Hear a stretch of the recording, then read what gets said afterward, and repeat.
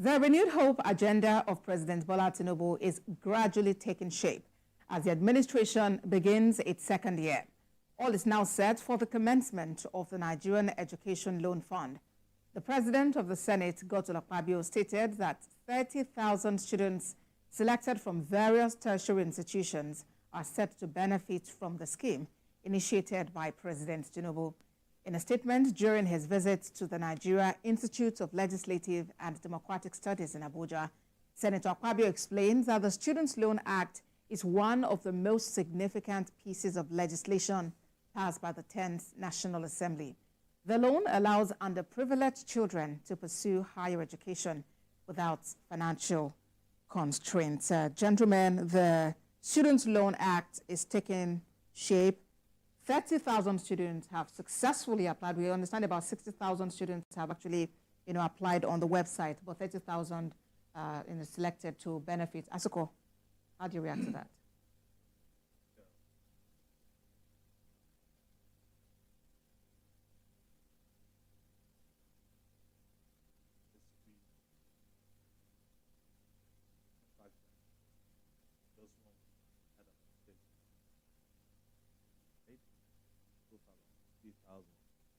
They got about 60,000 applications. Even though they have some, technical issues, but for the mere fact that people are, going ahead to even apply, it shows that there's hope.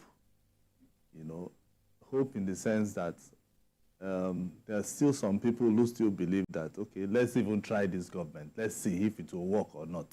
So I'm happy that the government is really, really serious about it. I think it is because the president himself was a student of, he actually benefited from something like this. So he feels that, okay, fine, if I benefited from something almost similar while I was abroad, let me bring it back home. And I think some students are already getting alerts, from what I heard.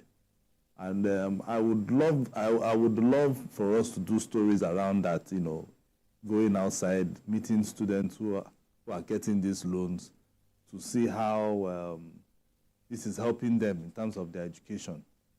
I know for a fact that if we continue in this way, yes, and people see that truly they are getting alerts, and then their tuition fee is being defrayed by the government, and then after 2 years, after their NYSC, they can repay this loan, people will have confidence in the government, So it's a good step in the right direction for now. We are telling those who are involved, to keep it up.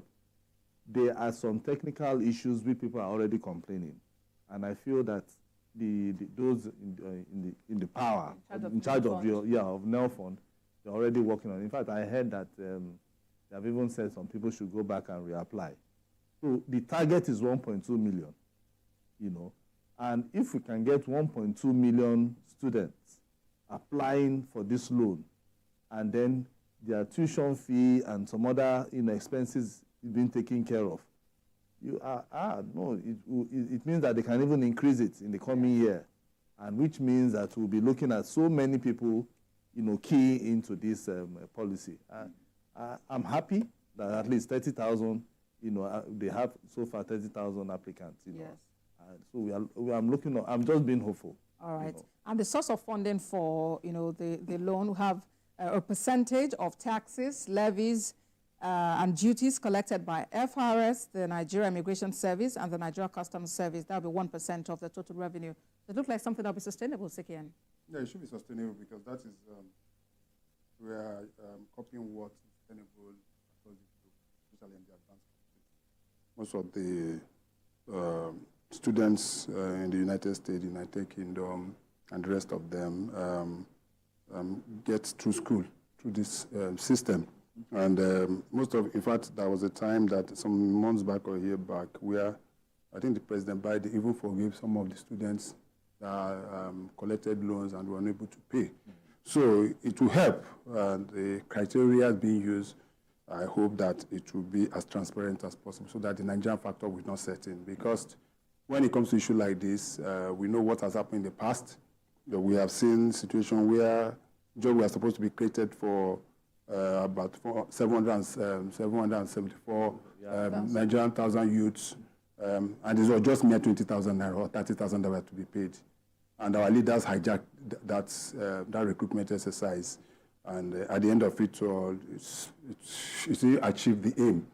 So I hope that will be that. But I will a bit also try to deviate a bit and try to look at some developing stories that is a bit similar to this, but that is becoming more of an embarrassment to the country.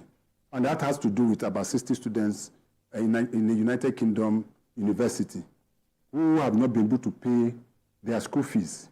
They are in the school, they've not been able to pay their school fees, and the school have revoked their education, and they are now ready to deport them back to Nigeria.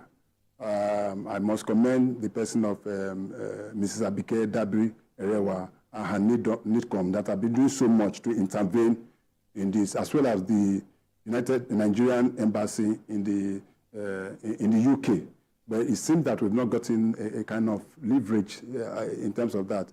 I will appeal to the federal government that since we are looking at loans now, probably we can take this student as a special case. I'm not saying every student that is abroad, but this particular, to save us this kind of embarrassment, can we see a way where these students can be able to latch in? Some of them have just 6 months to go. Some have about 8 months to go in their program. A particular university, I can't remember the university now in the United States. You understand what I'm saying? So we can look at this and see whether they can also fit into this loan scheme, and we can be able to let them have loans, and they find a way of also recouping those money so that we can save ourselves.